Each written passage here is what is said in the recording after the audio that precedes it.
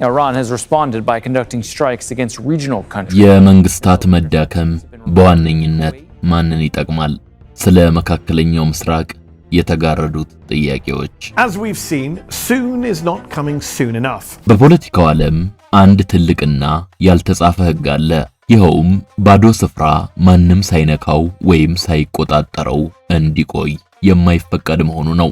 በአንድ ሀገር ወይም ቀጠና ውስጥ የነበረ ትልቅ ኃይል ጥበቃውን ሲያላላ ወይም ፊቱን አዙሮ ሲወጣ ያ የተፈጠረው የጸጥታ ክፍተት ወይም ባዶ ቦታ ወዲያውኑ በሌሎች ኃይሎች መያዙ አይቀሬ ተፈጥሯዊ ክስተት ነው። ዛሬ በመካከለኛው ምስራቅ እየታየ ያለው ትልቁ ቀውስም ከዚሁ እውነታ ጋር የተያያዘ ነው። ቀጠናውን ለረጅም ጊዜ ሲጠብቅ የነበረው ዋና ኃይል ማፈግፈግ ሲጀምር የተፈጠረውን የጸጥታ ክፍተት ለመቆጣጠር ትልቅ የሽኩቻ ሜዳ ተፈጥሯል። ይህ ሽኩቻ ደግሞ የሚካሄደው በጦር ሜዳ ብቻ ሳይሆን በሰዎች አእምሮ ውስጥ በሚደረግ የስነ ልቦናና የትርክት ጦርነት ጭምር ነው። ታሪክ ደግሞ አንድ መራራ እውነትን ደጋግሞ ያስተምረናል። ጠባቂው በሚተኛበት ወይም ለቆ በሚወጣበት ቅጽበት የሚፈጠረው ክፍተት ሰላምን አለማምጣቱ ነው። ይልቁንም ትልቅ የደህንነት ጨረታን ይከፍታል። ይህ ጨረታ ሲከፈት ደግሞ ሰላማዊ ኃይሎች ቀድሞ አይደርሱም። ይልቁንም ሀገር ማፍረስንና ቀውስን እንደ ትልቅ የትርፍ ንግድ የቆጠሩት የትርምስ ነጋዴዎች ቀድሞ ይገሰግሳሉ። እነዚህ የትርምስ ነጋዴዎች የመንግስታትን መዳከም እንደ መልካም ዕድል በመጠቀም የገዛ ዜጎቻቸውን በተስፋ መቁረጥ መርዝ እየበከሉ የራሳቸውን ቀጣናዊ የበላይነት ለመገንባት ሌት ተቀን ይሮጣሉ። የሚገርመው ግን በሃይማኖትና በአመለካከት ደረጃ ፍጹም የማይገናኙና እርስ በርስ የሚቃረኑ የሚመስሉ ጽንፈኛ ኃይሎች የመንግስታትን ድክመት አይተው በስውር የጋራ ፍቅር የሚወድቁት እዚሁ ክፍተት ላይ መሆኑ ነው። ለነዚህ ኃይሎች ዋነኛው ጠላት ሌላ ውጫዊ ኃይል ሳይሆን ዜጎቹን በብቃት የሚያስተዳድርና የበለጸገ ህይወትን የሚሰጥ ጠንካራ ሀገረ መንግስት ነው። ምክንያቱም መንግስት ሲጠነክርና ህዝቡ ሰላም ሲያገኝ የነኚህ ኃይሎች ከተስፋ መቁረጥ የሚደራ ገበያ ሙሉ በሙሉ ይዘጋል። ለዚህም ነው ዛሬ የምናየው የሚዲያ ማሽን የማስረጃ ሸክሙን በመገልበጥ ተጎጂውን ወደ ወንጀለኛነት ወራሪውን ደግሞ ወደ ሰለባነት ለመቀየር የሚደክመው። ስለሆነም አሁን የሚስተዋለው የኃይል ክፍተት ለአካባቢው ሉዓላዊ መንግስታት ትልቅ ማሳሰቢያ ሆኖ እናገኘዋለን። አማራጩም ነገ ሌላ ጠባቂ መጥቶ ያድነናል ብሎ መተኛት ሳይሆን የራስን የውስጥ ጥንካሬ መገንባትና የጋራ ቀጠናዊ ጥምረትን ማጠናከር ብቻ ሆኗል። ምክንያቱም በገዛ ሀገርህ ፍርስራሽ ላይ የሚጻፈውን ታሪክ በራስህ ብዕር መጻፍ ካልቻልክ የታሪክ ተገዢ መሆንህ አይቀሬ እውነታ ነው። They need the solution to become full and endless of the problem in the region. የዛሬው የሳሎን ተረካችንም አብዱል አዚዝ አልኻሚስ የተባሉ ጸሐፊ MBN በተባለ ድረገጽ ላይ The Unwitting Plot to Boost Political Islam በሚል ርዕስ ያስነበቡትን ዘለግ ያለ መጣጥፍ መሰረት የሚያደርግ ይሆናል። የጸሐፊውን ሐሳብ እስከ ፍጻሜ ተከታትላችሁ ሐሳባችሁን እንድታጋሩን ጋበዝን። መልካም ጊዜ። በተፈጥሮ ሳይንስ ዘንድ ባዶነት ወይም ቫኪዩም የራሱ የሆነ ስበት እንዳለ ሁሉ በጂኦፖለቲካውም ዓለም የኃይል ክፍተት የራሱ የሆነ ኃይለኛ ስበት አለው። በአንድ ቀጠና ውስጥ ለረጅም ጊዜ የነበረ የኃይል ሚዛን ሲላላ ወይም ዋስትና ሰጪ የነበረ አካል ሲያፈገፍግ ያ ስፍራ ወደ ሰላም ማዕበል አይቀየርም። ይልቁንም በስልጣን ጥምና በግዛት መስፋፋት ፍቅር ለናወዙ ወራሪዎችና ድንበር ተሻጋሪ ኃይሎች ጥሪ የሚያደርግ ክፍት በር ይሆናል። ታሪክ ደግሞ ደጋግሞ ያስተማረን አንድ የማይታጠፍ እውነት አለ። ይኸውም በፖለቲካ ምህዳር ውስጥ የሚፈጠር ክፍተት መቼም ቢሆን ባዶ ሆኖ የማይኖር መሆኑ ነው። እናም ወይ በህጋዊና ሰላማዊ መንግስታት ጥንካሬ ይሞላል፣ ካልሆነ ግን ጥፋትንና ትርምስን ስንቅ ባደረጉ ወራሪ ኃይላት ቁጥጥር ስር መዋሉ አይቀሬ የፖለቲካ ህግ ይሆናል። ይህንን የታሪክ እውነታ ለመረዳት ከሁለት አስርተ ዓመታት በፊት ወደ ነበረችው ኢራቅ መለስ ብሎ ማየት በቂ ነው። በአውሮፓውያኑ 2011 የአሜሪካ ጦር ከሀገሪቱ ሙሉ በሙሉ ሲወጣ የዋሽንግተን ውሳኔ ሰጪዎች ኢራቃውያን የራሳቸውን ዕድል በራሳቸው ይወስኑ የሚል የፖለቲካ ካባን እንደ ሽፋን ለመጠቀም ፈልገው ነበር። ሆኖም ግን ምድር ላይ የተፈጠረው እውነታ ተቃራኒ ሆነ። በሀገሪቱ የጸጥታና የስልጣን መዋቅር ውስጥ የተፈጠረው ግዙፍ ክፍተት በአጭር ጊዜ ውስጥ አይኤስአይኤስ ስለተባለው የሽብር ስብስብ ምቹ የመፈልፈያ ሜዳ ፈጠረለት።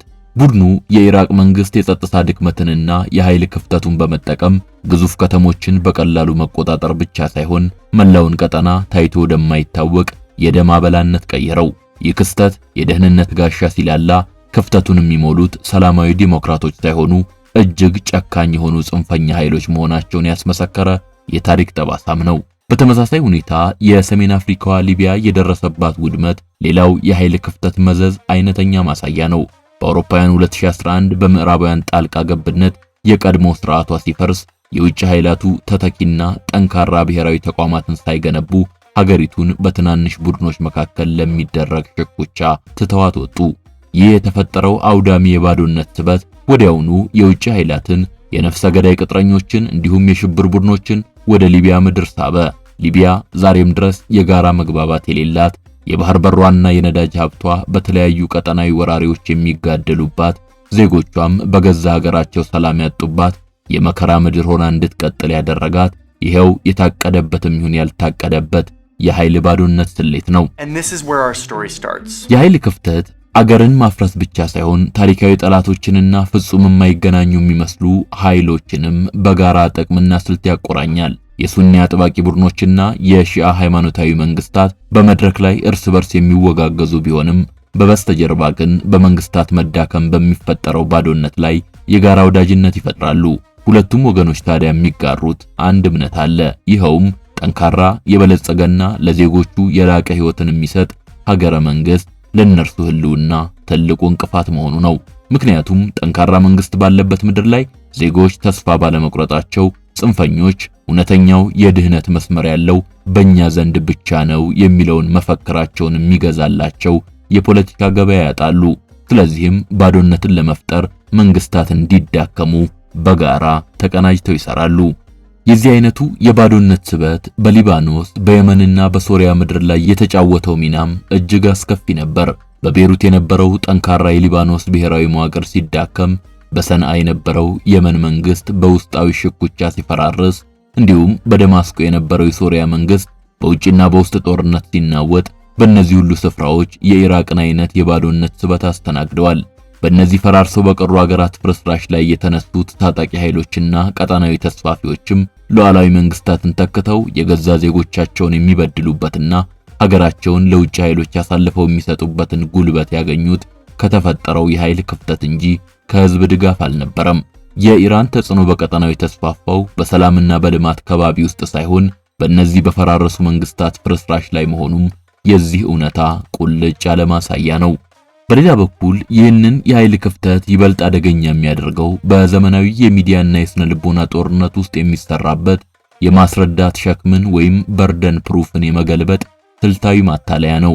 በአንድ ሉዓላዊ ሀገር ላይ ቀጠናዊ ወራሪዎች ጥቃት ሲሰነዝሩ በሚዲያው የሚነሳው ትንታኔ ጥቃቱን ስለፈጸመው አካል ወንጀለኝነት ሳይሆን ጥቃት ስለደረሰበት ወገን ምርጫና አቋም ይሆናል። ለምን ራሳችሁን ለመከላከል በመሞከር ጎረቤታችሁን አስቆጣችሁ የሚለው የተገላቢጦሽ አመክንዮ ተጎጂውን ወንጀለኛ፣ ወራሪውን ደግሞ አይቀሬ ቀጠናዊ እውነት አድርጎ እንዲቀበል በሰሚው አይምሮ ውስጥ ስነ ልቦናዊ ጫና ይፈጥራል። ይህ ደግሞ ሉዓላዊ መንግስታት ራሳቸውን የመጠበቅ መብታቸውን አሳልፈው እንዲሰጡ ለማድረግ የተሸረበ ረቂቅ ሴራ ነው። ባጭሩ የታሪክ መዛግብት ደጋግመው የሚያረጋግጡት አንድ የጂኦፖለቲካ እውነት አለ። ይኸውም ቀጠና ማፈግፈግና የጸጥታ ክፍተትን መፍጠር መቼም ቢሆን የሰላም መንገድ ሊሆን አለመቻሉ ነው። የጸጥታ ዋስትናው በላላበት ቀጠና ውስጥ የንግድ መርከቦች ዋስትና፣ የነዳጅ ማጓጓዣ ዋጋና የደህንነት ወጪዎች በከፍተኛ ሁኔታ መጨመራቸው አይቀሬ ነው።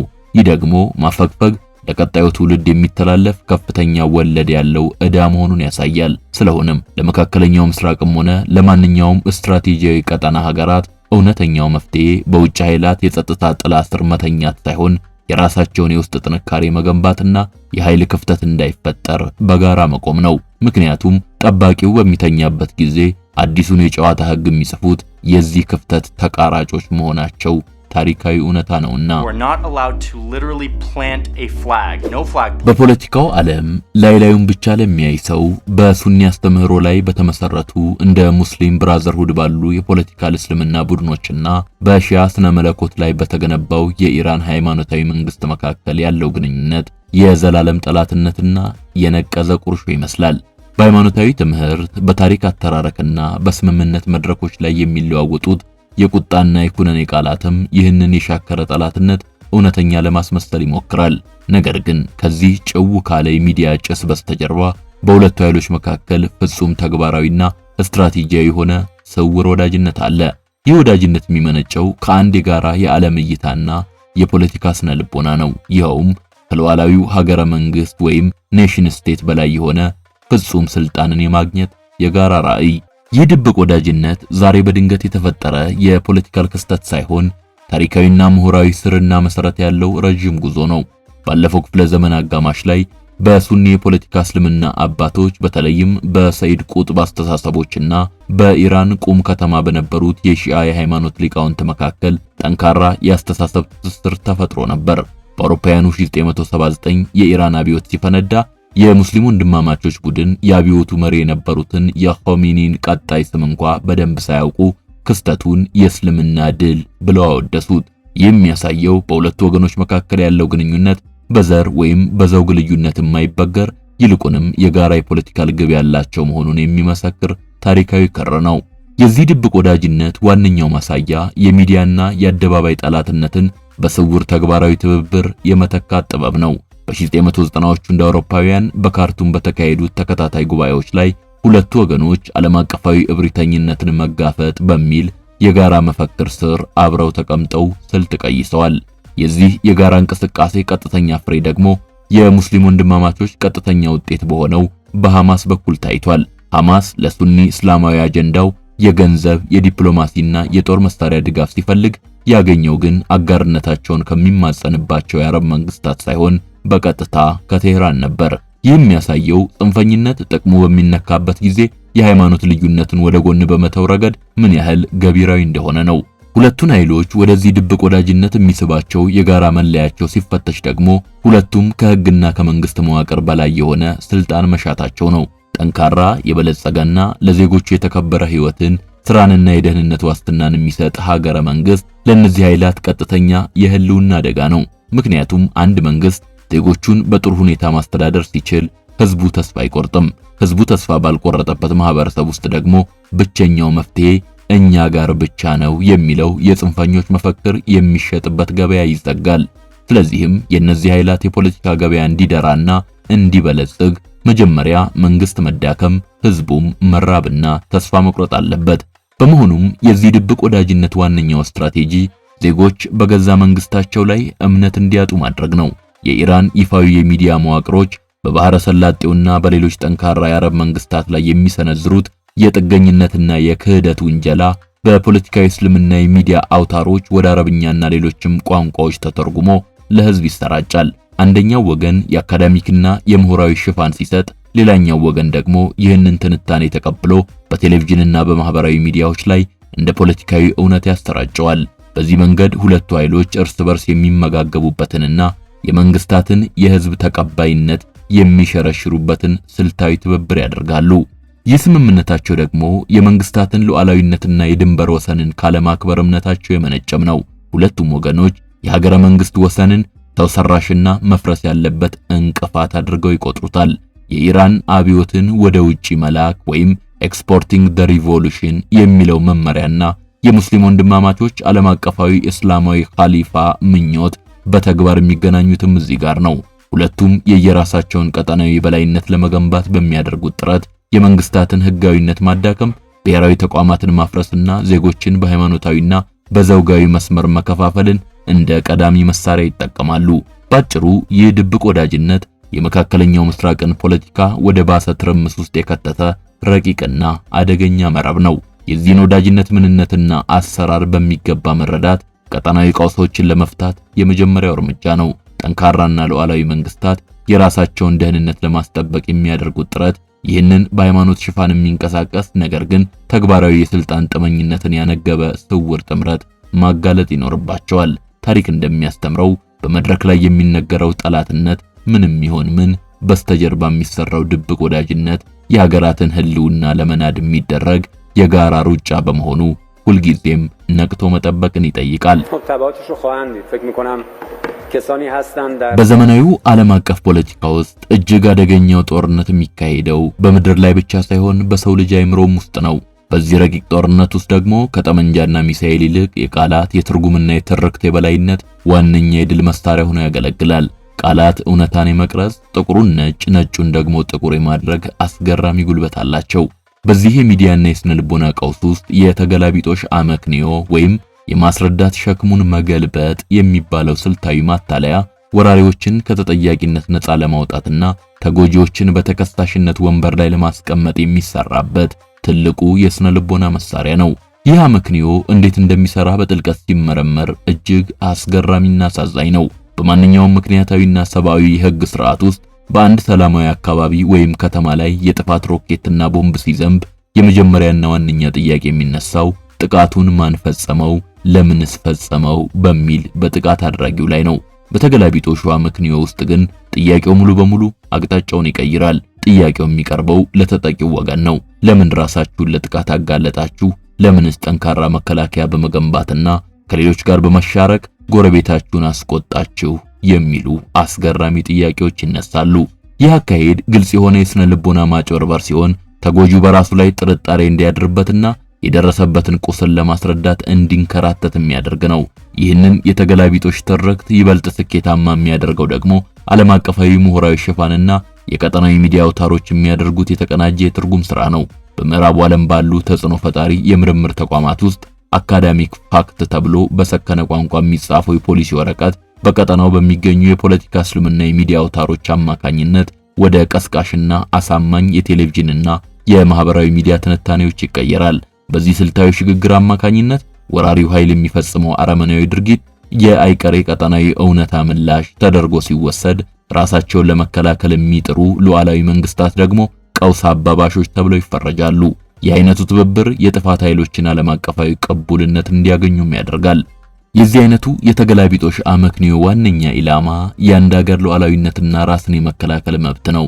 እያንዳንዱ ህጋዊና ሉዓላዊ መንግስት የገዛ ሀገሩን ደህንነት የመጠበቅ የራሱን ስትራቴጂያዊ አጋሮች የመምረጥና የራሱን የመከላከል አቅም የመገንባት ፍጹም መብት አለው።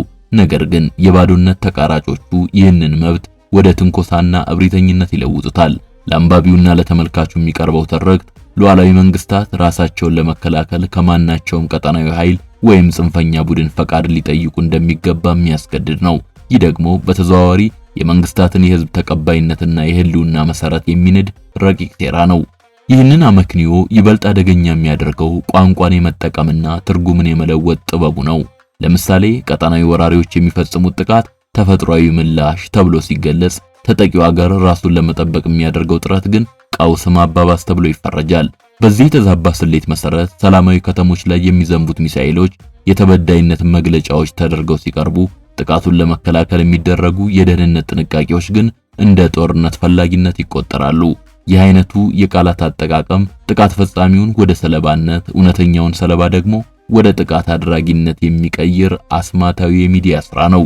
ይህ ስነ ልቦናዊ ማጭበርበር በቀጠናው ዜጎች ላይ የሚፈጥረው ተጽዕኖ በቀላሉ የሚታይ አይደለም። ዜጎች በየቀኑ በሚዲያና በማህበራዊ ድረገጾች የሚቀርብላቸውን ይህንን የተዛባ ትርክት ደጋግመው ሲሰሙ ቀስ በቀስ በገዛ መንግስታቸው ጥንካሬና ምርጫ ላይ እምነት ማጣት ይጀምራሉ። ሀገራችን ራሷን መከላከል ስላልቻለች ነው ይህ ጥፋት የመጣባት የሚል የተስፋ መቁረጥ ስሜት በህዝቡ ዘንድ እንዲሰርጽ ያደርጋል። ይህ ደግሞ ወራሪው ኃይል ምንም አይነት ወታደራዊ ድል ሳይቀዳጅ በስነ ልቦና ጦርነት ብቻ የህዝብን ሞራል እንዲሰብርና ራሱን እንደ ብቸኛና አይቀሬ የቀጠናው ባለቤት አድርጎ እንዲያቀርብ እድል ይሰጠዋል።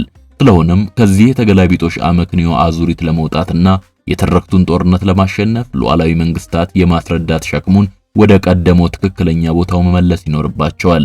በጥቃት ጊዜ ራሳቸውን ለማጽደቅና ቁስላቸውን ለማስረዳት ከመንከራተት ይልቅ ጥያቄውን በቀጥታ ወደ ጥቃት አድራሹ ማዞርና ወንጀለኛነትን ማጋለጥ ቀዳሚ ተግባራቸው ሊሆን ይገባል። ምክንያቱም ሉዓላዊነት ማለት የራስን ዕድል በራስ የመወሰን መብት ብቻ ሳይሆን በገዛ ሀገር ፍርስራሽ ላይ የሚጻፈውን ታሪክና የመጨረሻ ረፍተ ነገርም በራስ ብዕር የመጻፍ መብት መሆኑን በሚገባ መረዳት ያስፈልጋልና። በጂኦፖለቲካው ስሌት ውስጥ የደህንነት ዋስትና እንደ ልብ የሚገኝና በነጻ የሚታደል ስጦታ አይደለም። ይልቁንም ከፍተኛ ዋጋ የሚከፈልበትና ዘላቂ ቁርጠኝነትን የሚጠይቅ ውድ ሀብት ነው።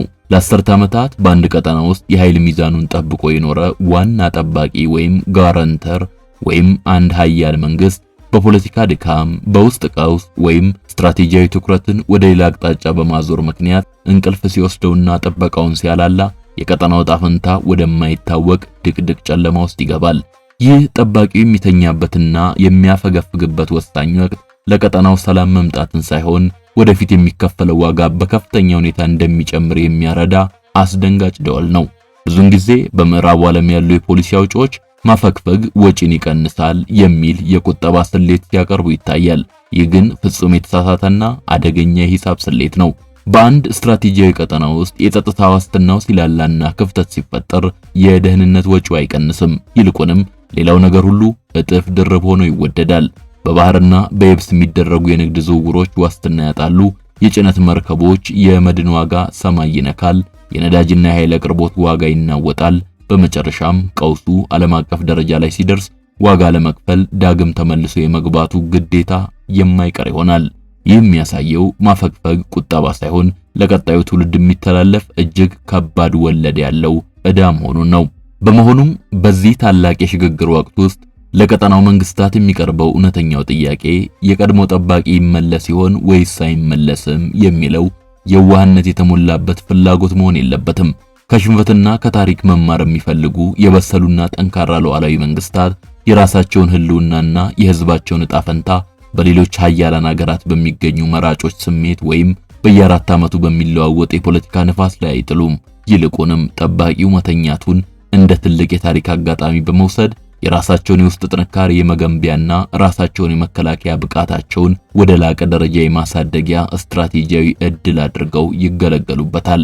ይህ ካልሆነ ግን ጠባቂው በተኛበት ቅጽበት የቀጠናውን አዲስ የጨዋታ ህግጋት ለመጻፍ ቀድመው የሚነሱት የክፍት ስራ ወይም ባዶነት ተቃራጮች መሆናቸው አይቀሬ ነው። እነኚህ ኃይሎች ክፍተቱ መፈጠሩን ሲረዱ የትርክቱንና የስነ ልቦናውን ሜዳ ለመቆጣጠር ፈጣን ጨረታዎችን ያቀርባሉ። ራሳቸውን እንደ ብቸኛና የማይቀሩ የቀጠናው ሀያላን አድርገው በመሳል ሉዓላዊ መንግስታት መሸነፍና እጅ መስጠት እንደሚገባቸው የሚሰብክ የተስፋ መቁረጥ መርዝ በማህበራዊ ሚዲያውና በቴሌቪዥን ጣቢያዎቻቸው ይረጫሉ። ይህንን ትርክት በአግባቡ የሚመክት ጠንካራ ብሔራዊ ድምጽ ካልተገኘ ህዝቡ በአይምሮ ጦርነት ተሸንፎ ለጽንፈኞች እጅ እንዲሰጥ ይገደዳል። ስለሆነም የወደፊቱ ጣፈንታ የሚወሰነው ዛሬ በሚወሰዱ ወሳኝ የስትራቴጂ እርምጃዎች ብቻ ነው። ሉዓላዊ መንግስታት ከምንም በላይ በጋራ ጥቅሞችና በጋራ የደህንነት ስጋቶች ላይ የተመሰረተ ጠንካራ ቀጠናዊ ጥምረት መፍጠር ይኖርባቸዋል። የትኛውንም አይነት የደህንነትና የኃይል ክፍተት ለጽንፈኞችና ለውጭ ወራሪዎች አሳልፎ የማይሰጥ የጸጥታና የመረጃ ልውውጥን ያካተተ የተቀናጀ የመከላከያ ግንብ መገንባት ቀዳሚውና ዋነኛው ተግባር ሊሆንም ይገባል። የአይነቱ ሉዓላዊ ጥምረት ጠባቂው በሌለበት ምድር ላይ ጠንካራ ምሰሶ ሆኖ በማገልገል ቀጠናውን ካልተፈለገ ትርምስ ይታደጋል። በተጨማሪም አካላዊ ጥንካሬን ብቻ ሳይሆን የአይምሮና የትርክት ጥንካሬን መገንባትም የወደፊቱ ጣፈንታ ወሳኝ አካል ነው። መንግስታት የራሳቸውን እውነታ፣ ልማትና ሰላማዊ አጀንዳ ለህዝባቸው በጥልቅና በሚስብ መልኩ የሚያቀርቡባቸውን የራሳቸውን የሚዲያና የኮሙኒኬሽን አውታሮች በከፍተኛ ደረጃ ማዘመን አለባቸው። እነኛ የባዶነት ተቃራጮች የሚያስተራጩትን የተገላቢጦሽ አመክንዮና የተስፋ መቁረጥ ትርክቶች ወዲያውኑ ማምከን የሚችል ብሔራዊ ሉዓላዊነትንና የሀገር ፍቅርን የሚያስቀድም ንቁ የትርክት መከላከያ ግንብ መገንባት ለነገ የማይባል የህልውናም ጉዳይ ነው። በአጠቃላይ ጠባቂው ሲተኛ የሚፈጠረው የኃይል ክፍተት ለሰነፎች መቅሰፍት፣ ለጠንካሮች ግን የንቃትና የልዕልና መወጣጫ ድልድይ ነው። ታሪክ ለዚህ ስትራቴጂያዊ ቀጠና ዘግይተው የሚሰጡ መልሶችን የመታገስ የቅንጦት ዕድል ፈጽሞ አትሰጥም። ዛሬ ላይ እኛ የባዶነት ተቃራጮችን ፊት አይተናል፣ ድምጻቸውንም ሰምተናል። የማንን ጥቅም ለማገልገል እንደሚሮጡም ጠንቅቀን አውቀናል። ስለሆነም የወደፊቱን የጨዋታ ህግ በራሳችን ብዕር ለመጻፍ ራሳችንን መከላከል፣ ሉዓላዊነታችንን ማክበርና የኃይል ክፍተት እንዳይፈጠር በጥንካሬ መቆም ብቸኛውና የመጨረሻው አማራጫችን ነው ይላሉ ጸሐፊው አብዱል አዚዝ አልኻሚስ። አበቃን።